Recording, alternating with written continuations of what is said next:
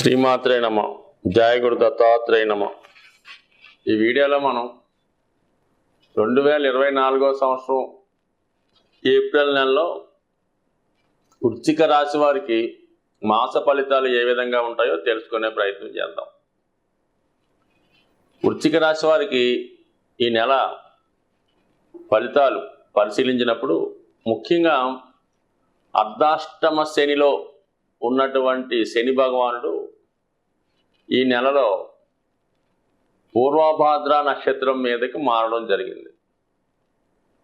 అంటే ఒక విధంగా ఒక రిలీఫ్ ఈ రాశి వారికి రావడం జరుగుతుంటుంది.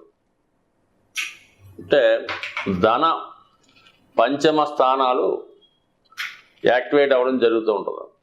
అంటే ఎవరైతే ఉద్యోగ ప్రయత్నం కొరకు చేస్తున్నారో వారికి ఈ నెలలో ఉద్యోగ అవకాశాలు, ఉపాధి అవకాశాలు వచ్చే అవకాశం చాలా బలంగా రావడం జరుగుతుంటుంది.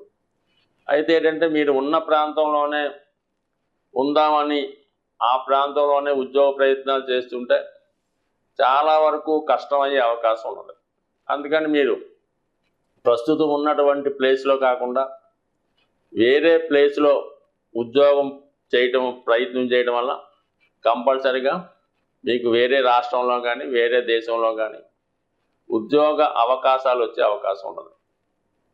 సో అలాగే కుజుడు, రాష్ట్రాధిపతిగా ఉన్నటువంటి కుజుడు సుమారుగా ఈ నెల ఏప్రిల్ నెల 23వ తారీఖు వరకు చతుర్థ స్థానంలో శని భగవానుడితో కలిసి సంచరించడం జరుగుతూ ఉంటుంది.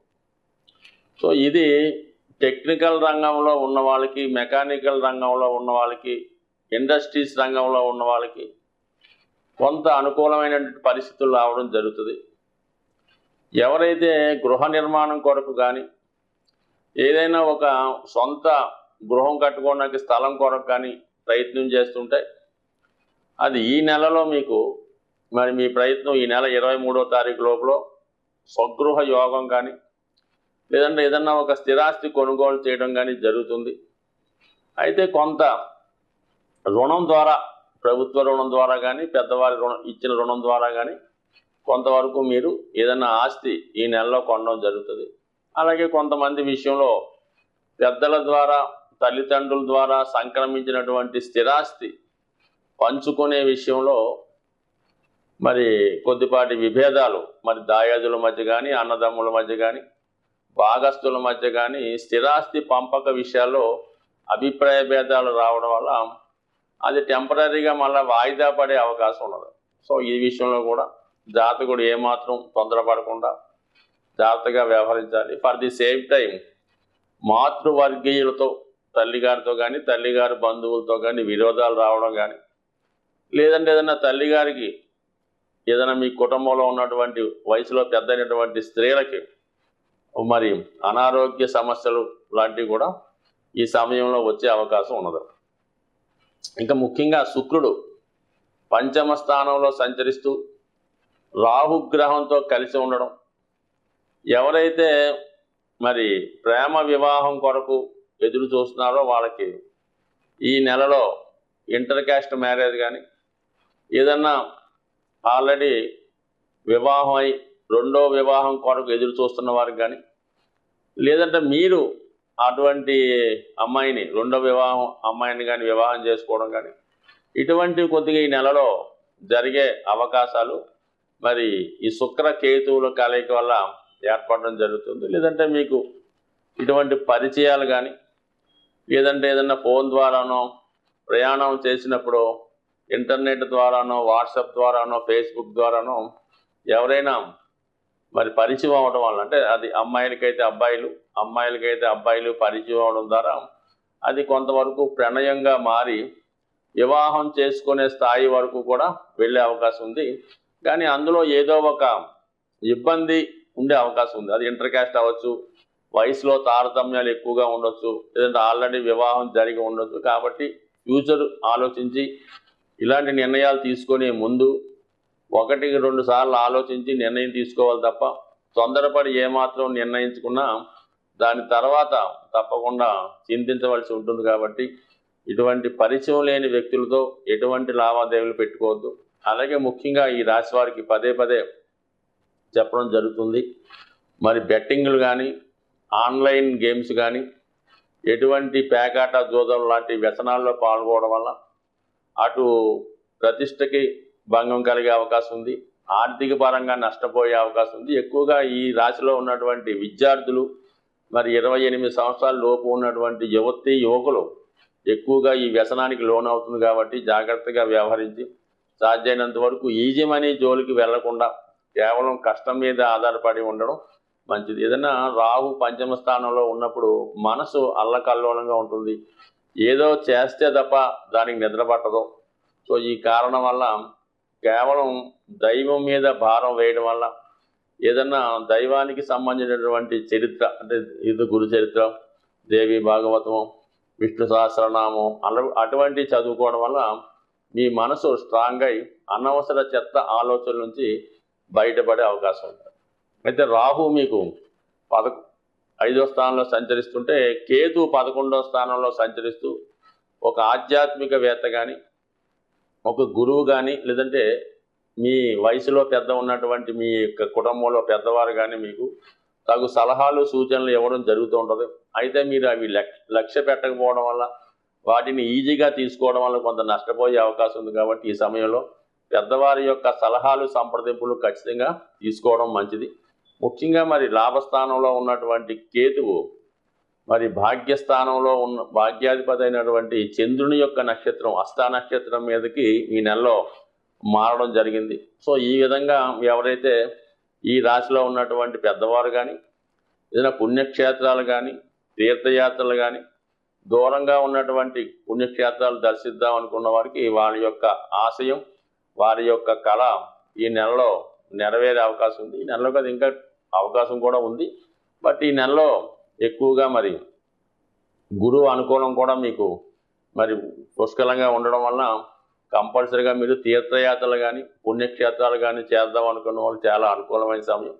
లేదా మీ ఆధ్యాత్మిక గురువుని కానీ, మీ కుల గురువుని కానీ, మీ కుల దైవాన్ని కానీ ఈ నెలలో మీరు కలుసుకోవడం కానీ, ఆ క్షేత్రాన్ని దర్శించడం వల్ల సంపూర్ణంగా దైవ అనుగ్రహం లభించి మీకు గత జన్మలో ఉన్నటువంటి రుణం కూడా ఈ జన్మలో తీరి సాంప్రదాయంగా ముందుకెళ్ళే అవకాశం ఉంటుంది. అలాగే మరి గ్రహాల స్థితిగతులన్నీ కూడా ఈ రాశి వారికి కొంత అనుకూలంగా ఉన్నప్పటికి కూడా, అలాగే గురువు 6వ స్థానంలో ఉండడం వల్ల కొంతవరకు 2, 6, 10 స్థానాలు శుభపరచడం జరుగుతూ ఉంటుంది. కాబట్టి ఆర్థిక సంబంధించిన విషయాలు, వృత్తికి సంబంధించిన విషయాల్లో కూడా చాలా అనుకూలంగా ఉంది. బట్ ఏదైనా ఈ రాశివారు ఈ నెలలో ఎక్కువగా కనకదుర్గ అమ్మవారి ఆరాధన, ప్రతినిత్యం దుర్గా అష్టోత్తరం కానీ, కనకదార స్తోత్రం కానీ, దేవి ఖడ్గమాల లాంటివి చదువుకోవడం, అంతగా అవకాశం లేని వాళ్ళు కనీసం దుర్గా అమ్మవారి నామాన్నైనా స్మరించడం వల్ల ఖచ్చితంగా మీకు సరైనటువంటి గైడెన్స్ లభిస్తుంది, ఆత్మబలం పెరుగుతుంది, అన్నింటా విజయం లభించి ఎటువంటి మోసం జరగకుండా చాలా నిజాయితీగా స్వచ్ఛంగా ఈ నెలంతా కూడా మీకు విజయం లభించే అవకాశం ఉంటుంది. ఈ పక్షంలో ముఖ్యంగా వస్తున్నటువంటి పర్వదినం మహాశివరాత్రి. అది మనకి మార్చి 8వ తారీఖున రావడం జరుగుతుంటుంది. శివరాత్రి రోజున ఖచ్చితంగా ఏ రాశివారైనా సరే శివానుగ్రహం కోసం ఆ రోజు ఖచ్చితంగా ఏదో ఒక శివాలయాన్ని దర్శించి అభిషేకం చేసేటటువంటి మనకి అంత అవకాశం దొరకకపోయినా కనీసం శివుణ్ణి కళ్ళారా దర్శించడం వల్ల, లేదు బయట ఉన్నటువంటి శివలింగాన్ని అవసరమైతే కొద్దిగా అభిషేకం సొంతంగా చేసుకోవడం వల్ల నవగ్రహాల యొక్క అనుగ్రహానికి పాత్రలు అవ్వడం జరుగుతుంటుంది. ముఖ్యంగా ఈ మనం ప్రతి వీడియోలో కూడా మాస శివరాత్రి ఈ శివుడికి అభిషేకం చేసుకోమని చెప్తూ ఉంటాం. అంటే మాస శివరాత్రి ఒక్కరోజు శివుడికి అభిషేకం చేసుకుంటే మొత్తం ఆ నెలంతా కూడా శివుడికి అభిషేకం చేసినట్టుగా మీ ఖాతాలో రాయడం జరుగుతుంది. అలాగే ఒక్క మహాశివరాత్రి రోజు మీరు అభిషేకం చేసుకున్న, శివుడిని దర్శించిన ఖచ్చితంగా సంవత్సరం మొత్తం ప్రతిరోజు అభిషేకం చేస్తే ఎంత ఫలితం వస్తుందో అంత ఫలితం మీకు ఈ మహాశివరాత్రి రోజు వచ్చే అవకాశం ఉంది. పైపెచ్చి మరి 8వ తారీఖున, అంటే న్యూమరాలజీకి సంబంధం లేకపోయినా 8వ తారీఖు అన్నది శని భగవానుడికి ఇష్టమైన రోజు కాబట్టి సాధ్యమైనంత వరకు ద్వాదశ రాశుల వారు కూడా ఈ మహాశివరాత్రి రోజు వీలైతే జాగరం అంటే 7వ తారీఖు నైట్ జాగరణ చేసి వేకువజామునే ఈ శివలింగాన్ని దర్శించుకోవడం, శివక్షేత్రాన్ని దర్శించడం వల్ల కంపల్సరీగా మీకు సాధ్యమైనంత వరకు ఆ రోజు నియమంగా ఉపవాసంగా అంటే మనం ఆ రోజు ఏం చేస్తే మొత్తం సంవత్సరం అంతా చేసినట్టు వస్తూ ఉంటుంది కాబట్టి సాధ్యమైనంత వరకు ఆ రోజు నియమంగా ఉండడం, వీలైతే అభిషేకం చేసుకోవడం జరుగుతూ ఉంటుంది. సరే, ఆరోగ్యం కొరకు అభిషేకం చేసుకుందాం అనుకున్న వాళ్ళు ఆవు పాలు, ఆవు పెరుగు, ఆవు మజ్జిగతో చేసుకోవడం వల్ల ఆరోగ్యం వస్తుంది. ఐశ్వర్యం కోసం ఎవరైతే అభిషేకం చేద్దాం అనుకున్నారో వాళ్ళు చెరుకు రసంతో కానీ పంచదారతో కానీ అభిషేకం చేయడం వల్ల ఐశ్వర్యం వచ్చే అవకాశం ఉన్నది. అలాగే మంచి కంఠం రావాలన్నా, వాక్చాతుర్యం రావాలన్నా, మంచి చదువు రావాలన్నా తేనెతో అభిషేకం చేసుకోవచ్చు. బట్ ఏదీ లేకపోతే శుద్ధ జలంతో అభిషేకం చేసుకోవచ్చు. అలాగే విభూతితో అభిషేకం చేయడం వల్ల మోక్షం పొందే అవకాశం ఉంది. బట్ ఏదైనా శివారాధన చేసుకోవడం వల్ల ప్రస్తుతం ఈ రాశిలో ద్వాదశ రాశుల వారికి ఉన్నటువంటి దోషాలు ఖచ్చితంగా పరిహారం అవుతాయి.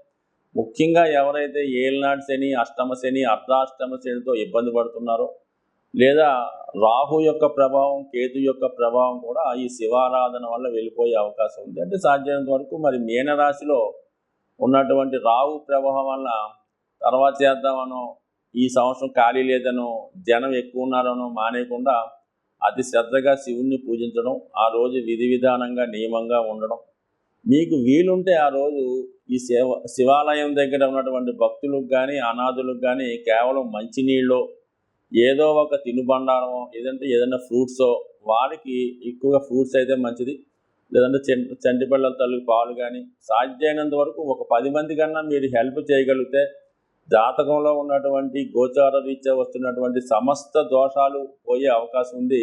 ఖచ్చితంగా ఈ నియమాన్ని పాటిస్తే సంవత్సరం అంతా కూడా ఆనందంగా ఉండాలని ఆశిస్తూ స్వస్తి.